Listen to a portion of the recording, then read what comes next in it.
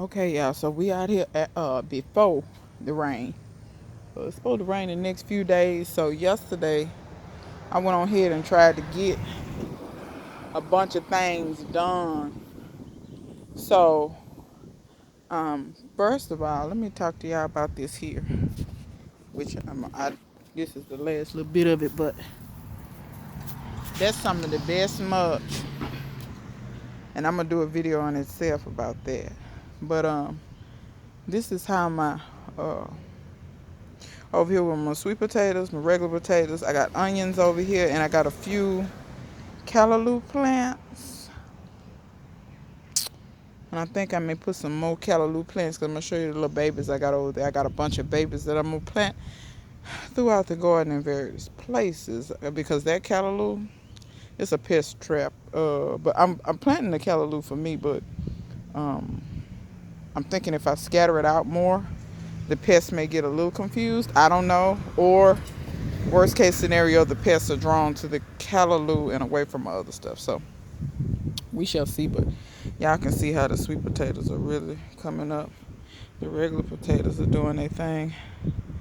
This time I think I may try to dig them.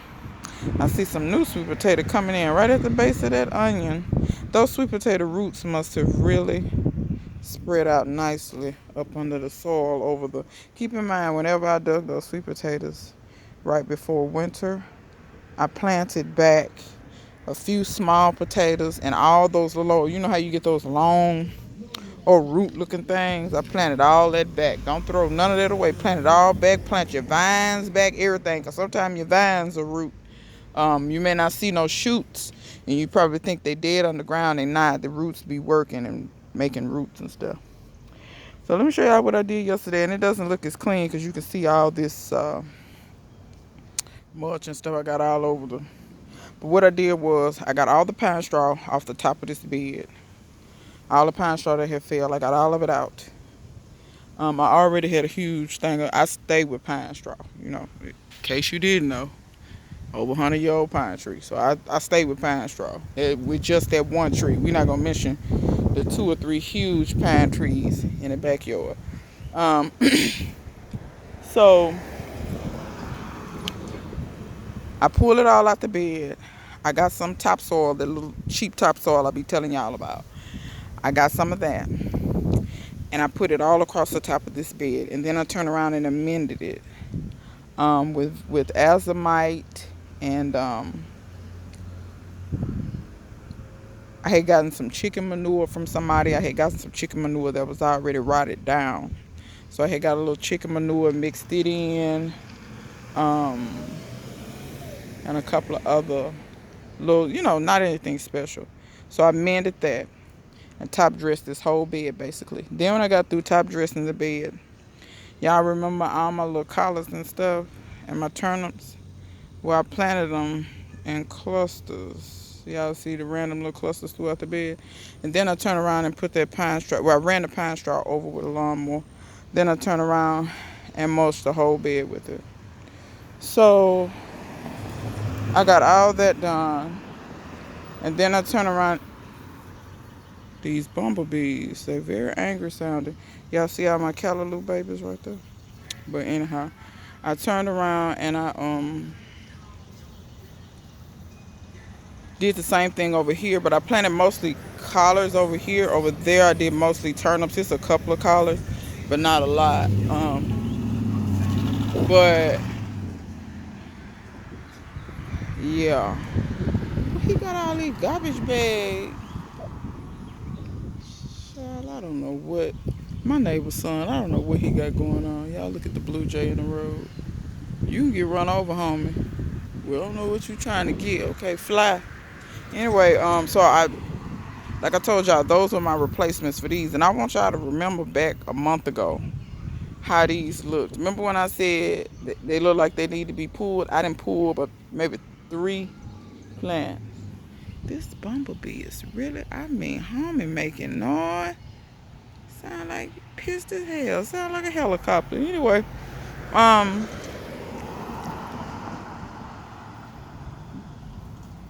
it's flying so wildly. I've never seen a bumblebee be active. Anyway, But y'all remember how it looked. It looked a fool, like everything was dead. I do see two little sticks I need to pull. But y'all see I'm letting this go to seed for the pollinators. I got my callaloo here. I may put a lot of that callaloo, I may put it right here. Because this stuff is not going to stay. And a lot of these leeks and things may get pulled. Some of the bigger leeks will get pulled. And maybe I'll plant some callaloo in those places. And then the pecans, I'm going to put in some fairly big pots until it's time for them. The strawberries I've still been harvesting on. I can't believe my carrots are still looking like that. I said I was going to break off some and see can I grow the cuttings. I don't know. I may or I may not be able to. But yeah, that's pretty much what I got going on, y'all. I'm going to give y'all a glance at the peas. Iris had her some peas today. But y'all see, they're getting tall. These are now taller than me, this set. I mean, well, keep in mind, you got the tires there, but where the peas are at the top, they're not taller than me. So, a lot of times y'all wonder why your peas ain't, they gotta get fairly tall, most of these varieties, before they really start making. I'm gonna go over here, see, can y'all just see all the peas in there? I mean, it's peas dangling everywhere.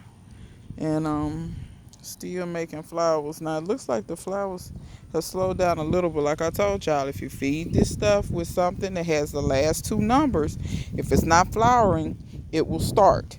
Those promote root growth and flower growth.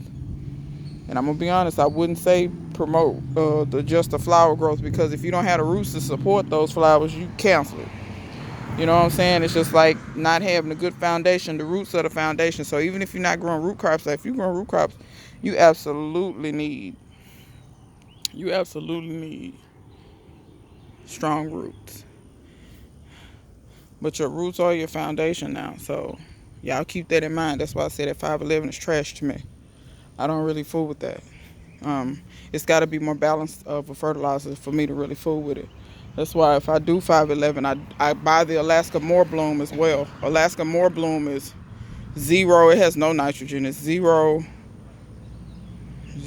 10, 10 or 0 something.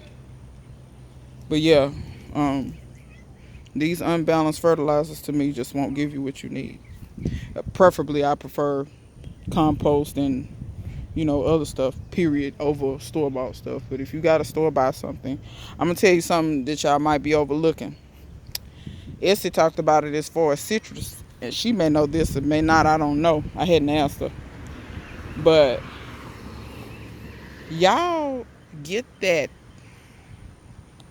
citrus fertilizer. If you look on the back, that sucker is pretty even. It's like 243 or something like that, 342 or something.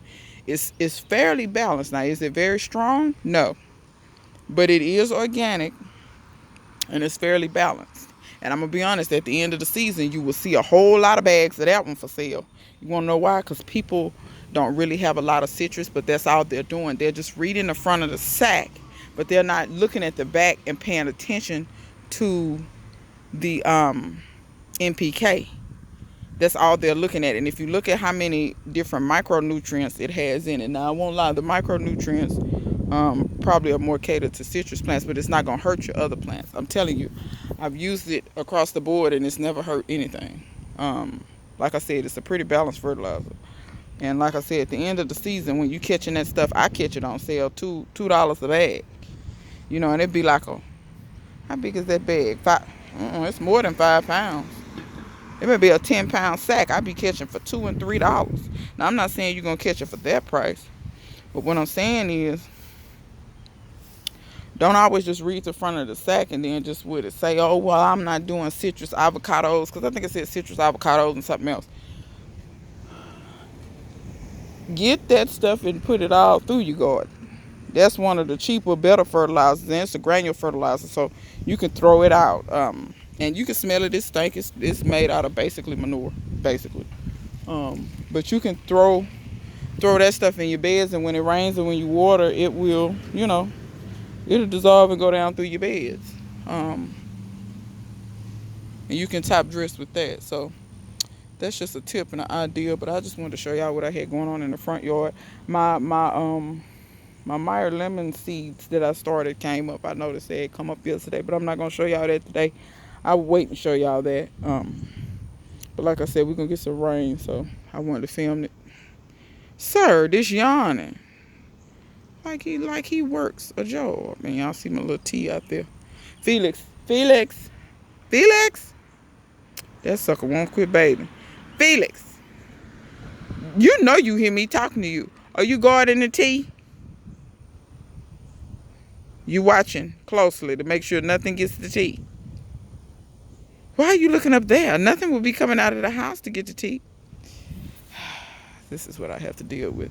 Anyhow, and my comfort's blooming. And I seem to have lost some comfort over here. So I'm going to take some pieces from over here and put it over here. But I'm not doing that today because when this rain get ready to come, y'all, this humidity, these mosquitoes is bad. And I'm telling you now, I ain't said nothing, but they weighing me out. I'm finna go in.